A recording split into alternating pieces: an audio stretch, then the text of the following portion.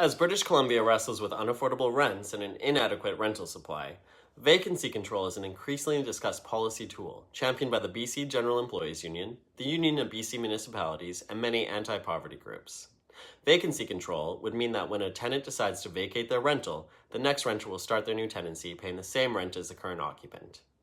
For example, I have a bachelor's unit from steps away from English Bay I've lived in for many years, so my current rent is only $1,200 a month.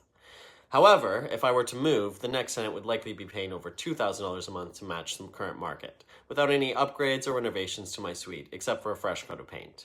With vacancy control, the next renter would inherit my current rent and start their tenancy at that rate.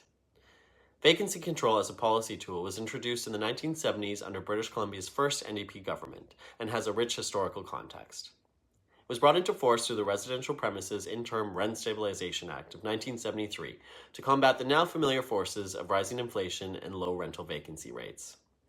Successive social credit governments would weaken vacancy control in the following years as the government shifted further to the right in the neoliberal era, and the tool would be outright repealed by 1984. Where the parties stand today. The BC Conservatives are against vacancy control, and their current leader, John Rustad, was part of the BC Liberal government that actually legislated a formula for rent increases that allowed them to be 2% above the inflation rate.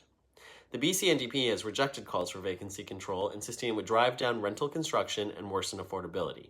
This claim, however, contradicts a UBC study on the effect of vacancy control on rental construction, which found no relation between vacancy control and rental demolition, building, or condominium conversion, common industry talking points to dissuade change. However, the BC NDP has amended the formula for rent increases to align them with the inflation rate and remove the added top-up that the BC Liberals had allowed while in power. Of the major parties, the BC Green Party under leader Sonia Furstenau is the only party currently calling for vacancy control to be implemented. In their argument for the policy tool, the BC Greens cite BC as having the highest eviction rate in the country at 10.5% and a growing proportion of renters spending well over 30% of their income on housing costs. The party also uses Manitoba as an example, which has had vacancy control for decades with no noticeable slowdown in the provincial rental construction rate.